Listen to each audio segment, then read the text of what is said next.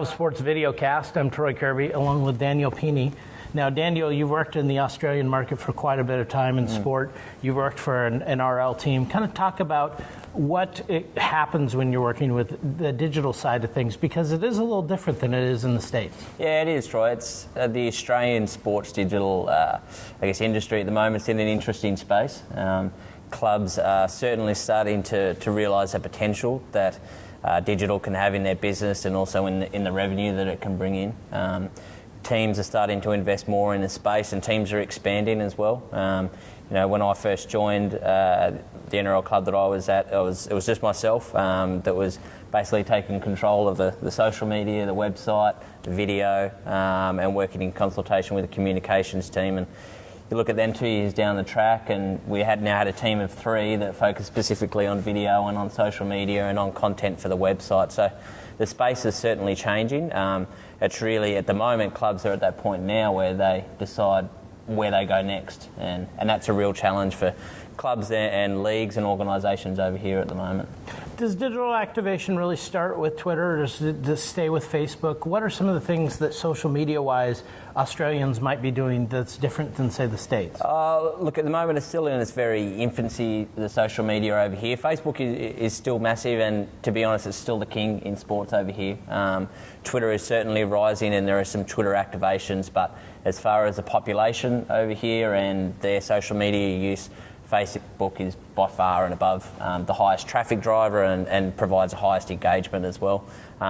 Another platform that's really increasing over here and is certainly combating how much engagement it provides is Instagram over here, and it's certainly on the rise for a lot of clubs, and a lot of people have taken a lot more notice, especially since Facebook have taken it over as well, and they're investing a lot more money in the platform as well. But look, Twitter obviously is it's its own platform, and it provides the true social network, is what I like to say, that it can provide that to and fro engagement with the fans and amongst the players as well.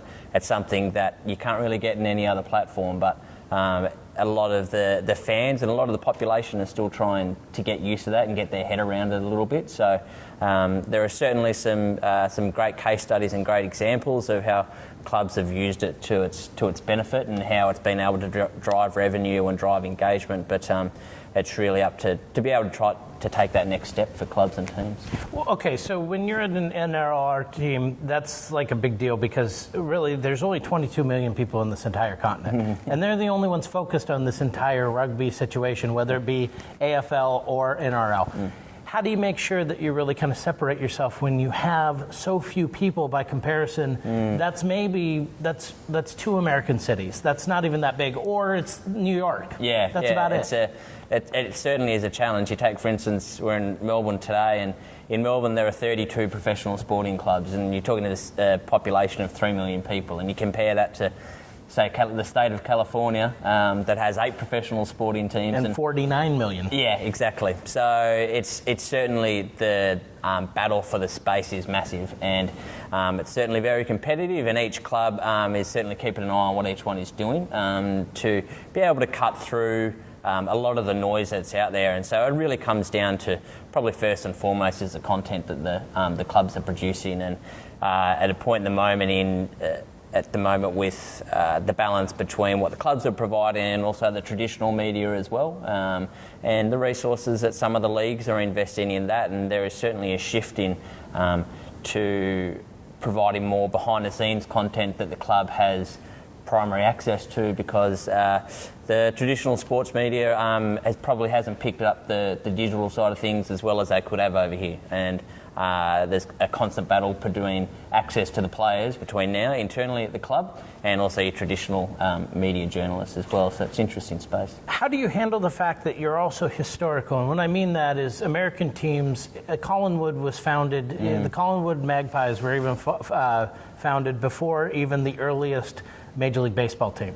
From that aspect, you have so much history, but doesn't that in a way hinder you sometimes from doing something new, because everyone always has this legacy brand with it? Yeah, it's difficult to try, and you've got to come up with the content that can, I guess, appeal to different personas, and I think that's how a lot of teams are now shaping their content, that they have the really historic fan that has been around since day dot, bleeds black and white for Collingwood, for instance, and they're now going down a path where they are honouring that history because they have seen a large interest in the history of the team, but at the same time, they still need to be bringing new fans in.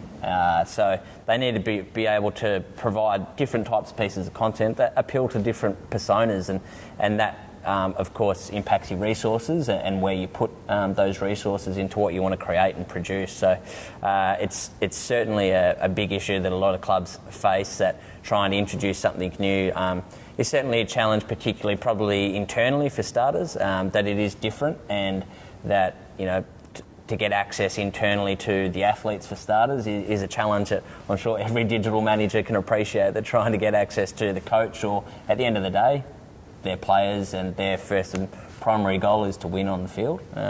So it is completely new to them, but trying to get access to them and try something new while still respecting that history of the club.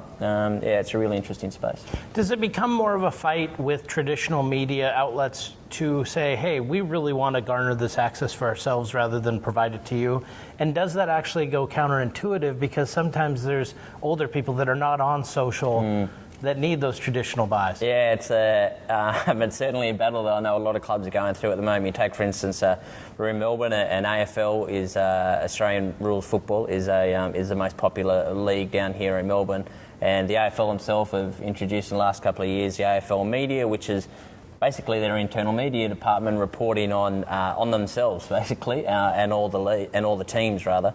But there's also another large media outlet in Melbourne as well that provides exactly the same coverage of the league and of the players as well. So it is a real balance that they need to respect, that there is a large media outlet, and they do have a large reach. And like I say, some of their fans aren't on social media and don't have a computer and don't access the internet, and they access the news still in the old school way, and they get the paper and they flip it over and they read it from back to front. So it is.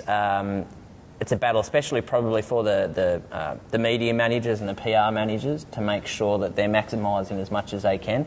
There's certainly a shift, and if you ask any journalists in Melbourne, I'm sure they'll say there's certainly a shift that they would rather provide, that the clubs would rather provide access to their website first and foremost, and they will release news and breaking news and media releases on their website first, as opposed to going through the media like they used to, and that's how you used to get the message out. But they still need to respect that the media is there and that they provide a large aspect, and also they need to respect that they drive a lot of their revenue. If they want to promote that there's a game or that there's ticket selling, there is still a lot of their fan base that will only find that out through an advertisement or through a feature article in the newspaper. So the AFL has been trying to do Sunday night football games, has not been necessarily the most successful. I was at one last night, I think you were too. How has that kind of permeated to trying to push to something non-traditional to get fans, or has it been something that really has not flown? Yeah, well, interestingly enough, the new CEO of the AFL came out this morning and said that pretty much Sunday night football is pretty much dead and buried. They've trialled it. They trialled it with two of the biggest teams last night here at the MCG, and two of the biggest rivals, and the crowd was way down on expectations and what they would usually get for those two. And way down for you guys is 28,000 as opposed to 100,000. We have to preface that. Right? Yeah, it's true. You know, AFL has. They rank worldwide as one of the highest sport attendances, especially per capita. If you're looking at a city of 3 million people, and they week in, week out can have 3 to 4 games of football here that can average, over 40 to 50,000 people. So they certainly bat well above their average as far as population. But they basically, the AFL have come out and said that they've trialled it. It hasn't worked as well. They've trialled some other time slots, such as Monday nights and Thursday nights. Monday nights, again, haven't been hugely successful, but it looks like they're going to shift more to the Thursday night time slot.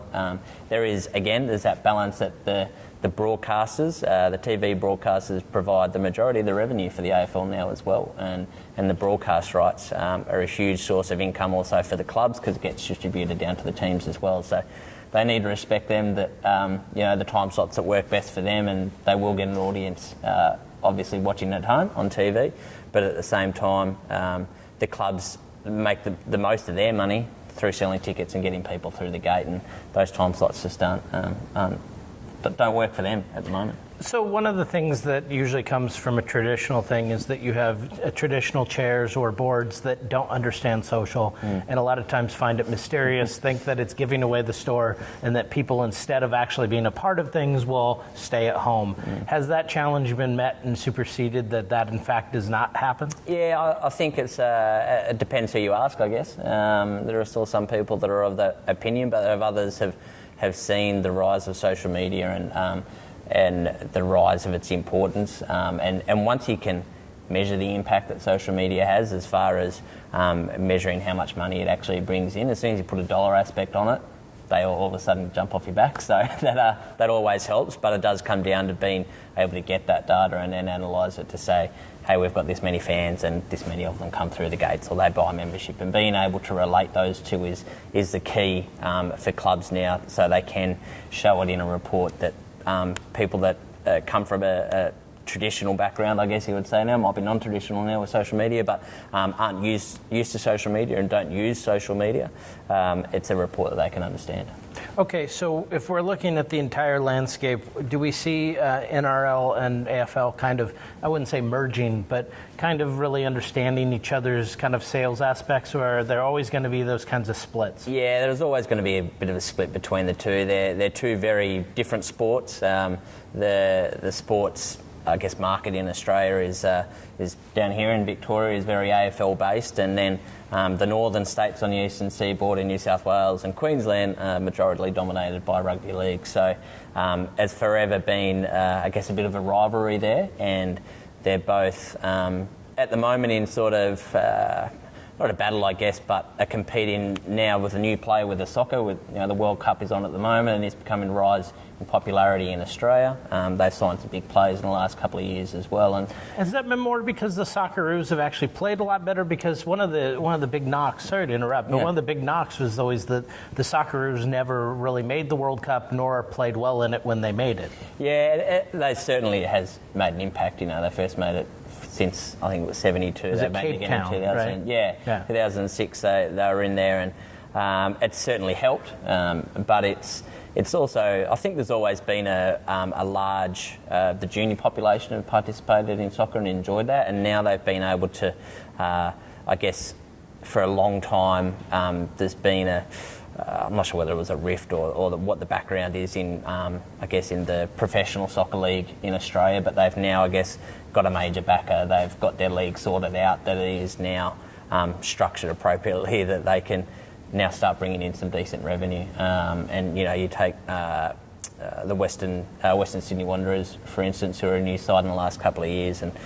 there's a big battle at the moment going for the Western Sydney space at the moment, and there's 2 or 3 NRL teams, there's an AFL team, and now there's an A-League team, and Western Sydney Wanderers they've been around for 2 years. They've made 2 playoffs or grand finals, you call them over here. Fortunately, they became runner-up in both of them, but they've continually sold out teams. They've got a massive member base, and they've been a real success story for soccer in Australia. And it's certainly that's an interesting area of. When we go back to that battle between the AFL and the NRL, there's a huge population out in the western suburbs of Sydney that is at the moment is sort of up for grabs, I guess, for which league can go and win that population over there. And the AFL is certainly investing a lot into it because it is rugby league's traditional heartland as well. And if they can win some fans over there, then that goes a long way to spreading AFL further and wider across the country, and that's, I guess, the AFL have been doing as far as expansion, have been doing a great job of that over the past sort of 10 to 15 years, and they've got a long history of it. Now the NRL, I think, are in that space at the moment where they might be looking to expansion. The club that I was in, obviously down here in Melbourne, is in a non-traditional heartland of rugby league, so we're battling against 10 other AFL teams. But really, does that matter? Because the big monster in the room is cricket. Yeah. I mean, I'm sorry, but no matter what you think cricket is the one that is going to dominate this entire space, correct? Yeah, well, I think it's the time of the year. So at the moment, during the winter, it is over here. The more football codes, so NRL, AFL, and soccer dominate most of it. Soccer's actually gone to a later time of the year, but cricket is more of your traditional summer period. But cricket has the most backers too. They have the 100,000 plus. We're at the Melbourne Cricket Grounds, where essentially, if you want to become a member, it's a 45-year wait, and you better have been a child when you were signed up. Otherwise, you will die before you get a chance. Yeah, well, they've got a lot of history, and I guess the other thing with cricket is that our national team has always been successful as well, so it's always helped. Amazing how that helps, right? Yeah, it does. It does. At the end of the day, the best form of marketing is winning, no matter what anyone says. For any club, different clubs have been in different situations. I've been really fortunate. The club I was involved in had a really strong record, so that always helped as far as marketing in the digital space. But cricket is they're actually undergoing a similar thing at the moment, where they're investing in their own media department and are becoming reporting on their own side, I guess, and becoming their own media outlet. So it's cricket is there, but there's the two different times of the year that they don't have a huge deal of crossover as far as revenue through ticket and membership. There's a slight crossover at the start and end of each season as you roll around and the weather gets warmer, then cricket warms up. And next year, at the start of next year in Melbourne and New Zealand, in Australia and New Zealand, is the Cricket World Cup. So that will be that'll be a really interesting one to keep an eye on, because there will be some crossover in times from the AFL season and national teams playing here at the MCG, and both of them battling for the playing space. So it's there certainly isn't a shortage of sport in Australia, and particularly in Melbourne.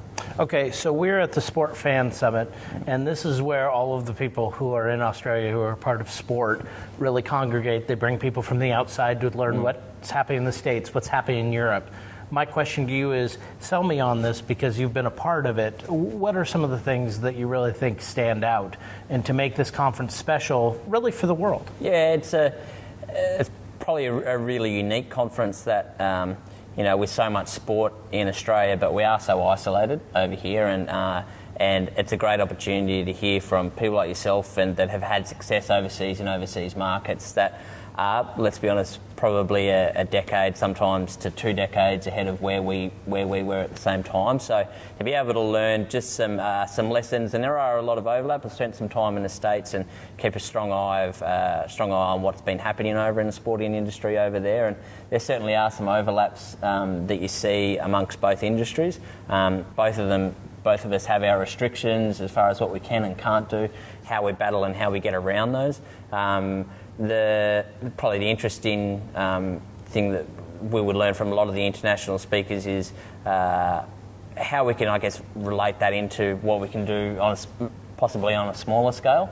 There are some speakers over here that have some great examples of technology as an interesting space over here in stadiums, and I know it's still growing over in the States as well, but you're still probably, you look at AT&T and Park is probably a decade or two ahead of any park over here. I'm not sure whether you tried to get Wi-Fi access last night here at the MCG, and you probably struggled. It was interesting. Yeah, so it's that in-game and in-stadium engagement is something that we see what's happening over at the States, and it's probably a good case studies for us then to take to those stadiums and say you need to be investing in this space, because this is where the future is at. So the conference itself is a great opportunity, one for networking and to learn from some of the best in the business. It really is. There's no other conference around the world that brings together the calibre of speakers that you have here over the 2.5 days.